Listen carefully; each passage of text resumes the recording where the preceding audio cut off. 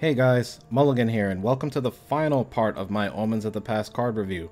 We finally reached the end with the Xenan cards, and I'll be talking about the handful of factionless cards in this set as well. Before we get started, for those that didn't watch my previous videos, I will only be talking about the cards as far as viability for ranked play. If the card isn't viable for ranked play at all, then I will try to touch on its draft viability. Also, I won't be talking about the banners, since even though you couldn't get them out of empty throne packs, they were still part of the previous metagame as set 0 cards. These you just had to craft as well. The other card I'm not going to be touching on that you will see is Veteran Mercenary.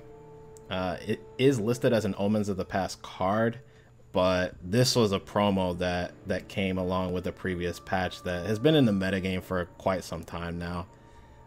There's really not much to say about it other than it's excellent in mono faction decks and pretty much nothing else.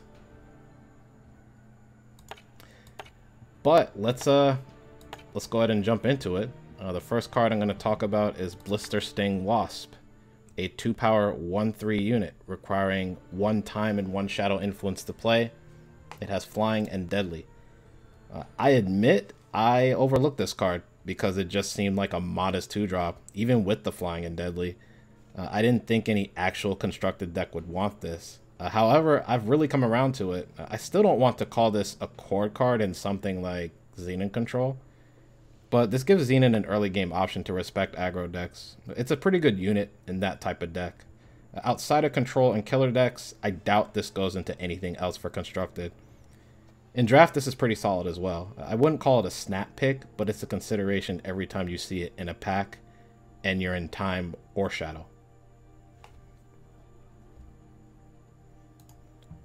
The next card I want to talk about is Blood Call Invocation, a 2-power spell requiring 1 time and 1 shadow influence to play. It has life force. You play a restless radiant with strength and health equal to the health you gain this turn. A card I originally looked at in my second preview video for this set. This is the spell version of Blood Call Invoker, which we'll be touching on later. Back then I said that the advantage of playing this over Invoker was the lower cost if your deck didn't really need the constant effect of generating tokens that Invoker has. Neither card has seen play in Constructed so far. We didn't get any good cards with enough burst healing that would entice us to play this card. The requirement to make a sizable token just seems too high with the card pool we have right now. And by sizable, I'm talking 4/4 stats or greater. I would still keep this in my back pocket in case future sets make this card better. As far as draft, I wouldn't pick this, but I've seen people end up with some insane Life Force decks that included this card. I think that's a pretty rare situation though. The next card is Ion the Abductor, a 3-power 3/3 unit requiring 1 time and 2 shadow influence to play. He has Lifesteal and Ambush, and an ultimate. You pay 9 to silence a unit in your void, then play it with +3/+3. Ion is just a solid card in general. Lifesteal and Ambush give him amazing synergy with Catra, since you can curve into her after dropping Ion during the end of your opponent's turn and attack with him. Xenan Life Force decks could still end up being good, and taking advantage of the ultimate is possible, since you're running Xenan Obelisk in that deck and want to get to 8 power anyway. But Lifesteal just gives Ion great synergy with the other Life Force cards in this set in general. I was concerned with the 3/3 stats, because with this being a legendary 3-drop, I was comparing him to Seraph, but the Ambush covers him somewhat. He also has synergy with another card we'll be touching on much later. I expect to continue to see Ion in almost every flavor of Xenan deck.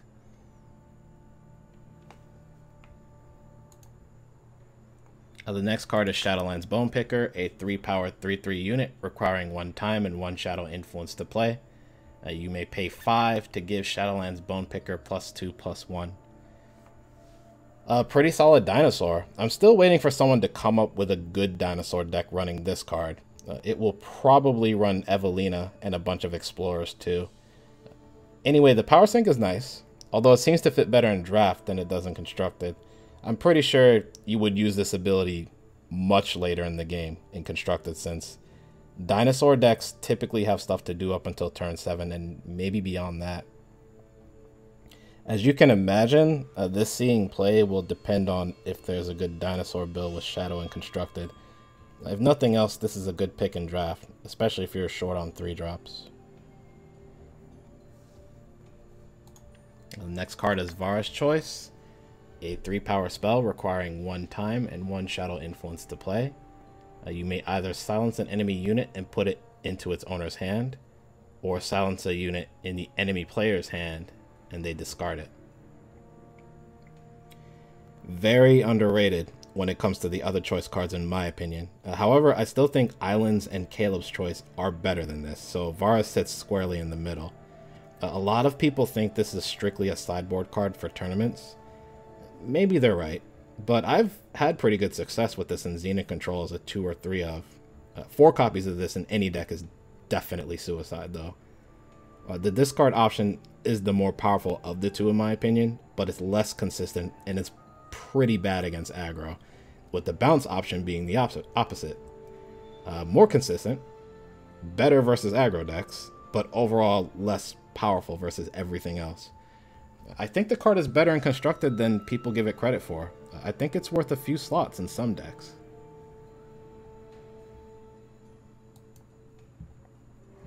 The next card is Banish, a 4-power fast spell requiring 1 time and 1 shadow influence to play. You kill an enemy unit or relic with cost 4 or less. I looked at this card in my first preview video for this set. This was spoiled a long time ago, so people have had plenty of time to think about this card.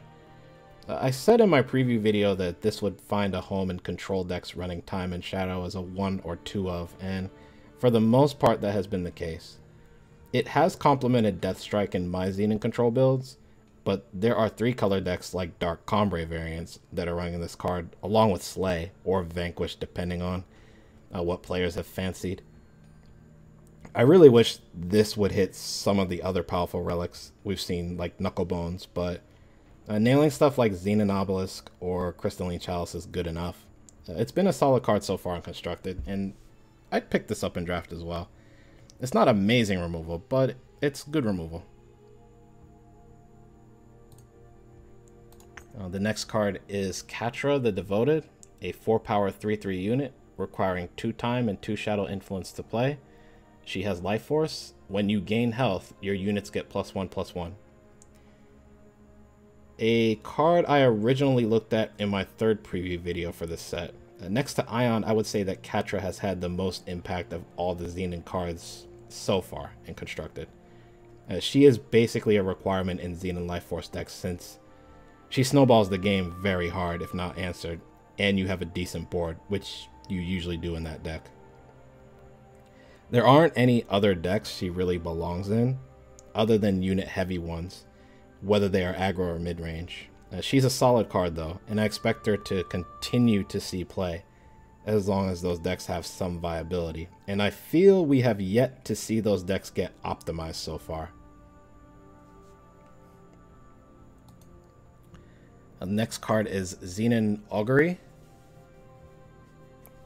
a 4-power spell requiring 1 time and 1 shadow influence to play. You draw one of the top 3 cards of your deck, put the rest on the bottom, and you gain 3 health. So this is Xenan's version of Push Onward, though instead of the cost reduction you gain health. Or I guess this could be their version of Scheme for those newer to the game. My issue with this card is that it costs more than all of those cards. This comes online the same turn that Steward of the Past and Sandstorm Titan do, and even Catra. I'd much rather be playing any of those than this card. Obviously this fits best in control decks, but I haven't had the space to fit any copies of this in my deck. The health gain just makes it even weirder because the typical control lists where this would fit don't take advantage of Life Force, although there is probably a viable list that could. The health gain benefits Life Force decks. but they don't want to run this card because it doesn't really fit their game plan otherwise. I'm holding judgment on this one in Constructed, just because it's in an awkward spot. I've stayed away from this in Draft because there is always something better to pick from the packs these have been in. I'd say you only take this if you don't have a better choice for your deck.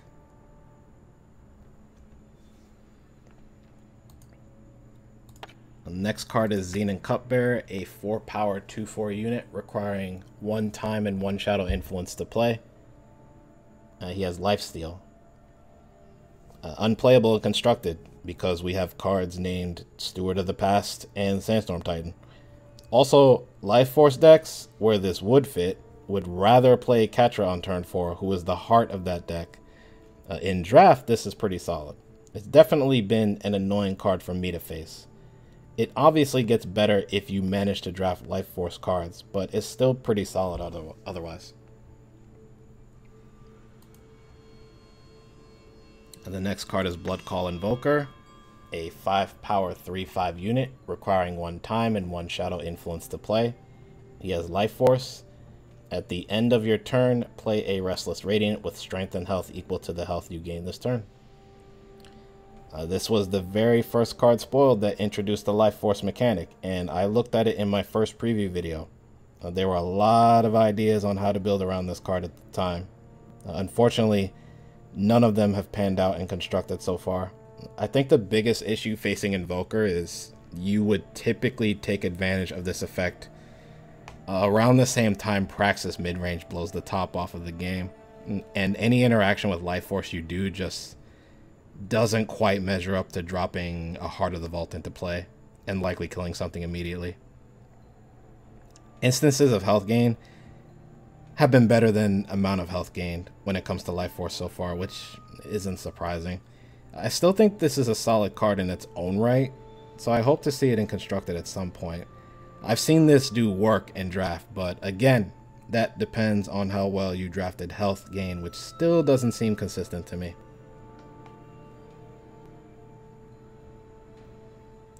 The next card is Mask of Torment, a 5-power relic requiring 1 time and 1 shadow influence to play. This gives +1 maximum power while in play. Has Life Force. When you gain health, you also gain +1 maximum power, and an ultimate where you pay 25 to play the Tormentor. This is another card I originally looked at in my third preview video for this set. I was very excited for this card when it first got spoiled, along with many others. Unfortunately, it hasn't made any impact at all in Constructed so far, and the few people I know that tested this said it just isn't very good. Despite the somewhat consistent ramp this gives you, since there are enough good cards in Constructed that gain you health, the payoff is just too slow in the current mid-range heavy metagame that we've been in at the time of this video. Even when you get to 25 power to use the ultimate, the Tormentor doesn't win you the game immediately, though he gets close. And he is a unit at the end of the day, which is the easiest type of card to remove. I feel either the metagame would have to slow down significantly, or someone would have to find a control deck that completely dunks on mid-range, preferably in these colors, in order for this to see play in Constructed. As much as I want to say it's bad in Draft, I can't speak on it there since I've never seen anyone be given the option to pick this card.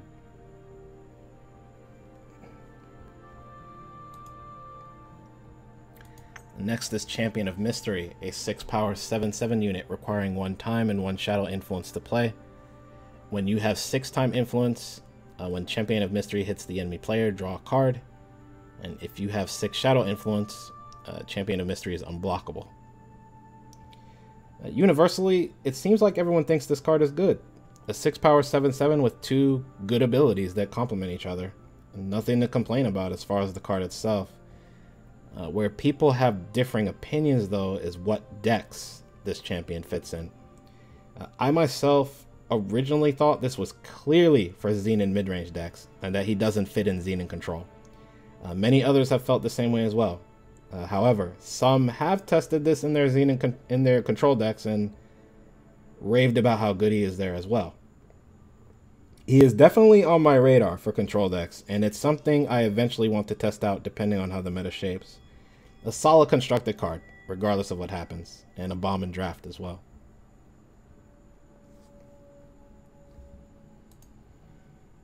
And the next card is Prophetic Stranger, a 7-power 3/3 unit requiring 1 time and 1 shadow influence to play.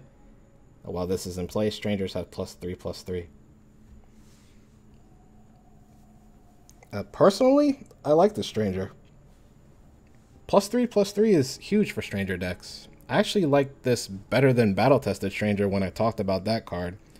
However, 7 cost is still 7 cost at the end of the day. I could see slower mid-range Stranger decks running this card, but again, that style of deck has yet to break into Constructed. This has been a pretty good bomb for me in the few times I drafted it, if nothing else. And the next card is World Joiner, a 9-power 8/8 unit requiring 3 time and 3 shadow influence to play. When World Joiner attacks, each enemy unit gets -1/-1, and she gets that much strength and health. The best looking Radiant in the game, in my opinion. I think the art on this is awesome. Up there with my favorites in this set. Unfortunately, I doubt this sees play in the Constructed Omens metagame. Now, despite this starting as an 8/8, you don't get immediate value of any kind for paying 9 to play this. Also, a plague effect every time she attacks is usually less relevant that late in the game. She also doesn't have any type of evasion like flying or overwhelm, so she can get chump blocked forever in certain situations. She's a fine bomb in draft though. So next we'll be moving over to the factionless neutral cards. And as far as the strangers go, I'm not going to say much on these since they are basically the vanilla 2/2 units for the other 5 factions in the set that do the exact same thing as the 5 from the first set. They provide 1 influence in each of their respective factions, and they go in the decks that are appropriate and pretty much nowhere else. So let's talk about Reunite, which I am excited about. This is a 2-power spell requiring no influence at all to play. Haha.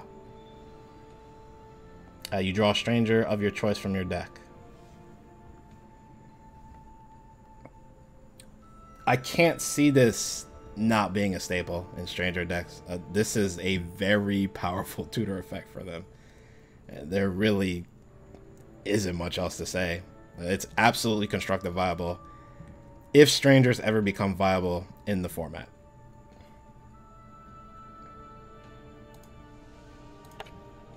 And finally, let's talk about Spirit of Resistance. 12-power 10/10 unit. When it comes into play, you kill all other units and attachments. Spirit of Resistance can't leave the void. So, for those that played Hearthstone, Deathwing has arrived. But in all seriousness, this card will definitely satisfy the Timmies in this game. A giant unit that's likely too expensive for most decks to play, but it kills everything on board. I have quite a bit more to say about this card. This is the card that I mentioned has synergy with Ion earlier, by the way. Getting a 10/10 with this effect is worth 12, I'd say, unlike Aid of the Huru. The biggest issue with this card is that, outside of Ion, it can't come out of the void, and the void is the only way to cheat a unit into play currently, outside of giving Destiny with Crown of Possibilities. Speaking of Crown decks, maybe they do want this card for that Destiny possibility and to have a way to actually clear boards rather than just stun them, assuming they aren't running Justice for Harsh Rule. Then again, their crowns also get cleared when this comes into play, so probably not. I've actually been toying with this in Xenan Control, since the faction lacks an unconditional board clear, and it's actually not that bad. Felon control, and by extension time primal shadow control, doesn't have that much trouble getting to 12 power either, which never ceases to amaze me since they don't have ramp cards. So I could even see them running this, since I still think Withering Witch plus Lightning Storm or Black Sky Harbinger to clear a board is just bad by nature. I don't think Spirit of Resistance fits in anything else though. Big Combre has the ramp to play this as another harsh rule, but they already have Leave a Witness, and saving a Mystic Ascendant or Martial Ironthorn fits their game plan better than keeping some big 10-10 idiot around. Hitting Relics is just icing on the cake, but not exactly necessary. It would only be really good against Chalice decks, their biggest weakness. Overall, I'd say this is slightly underrated for Constructed. I'd be scared to play this in Draft though. 12 power is nearly impossible to reach there.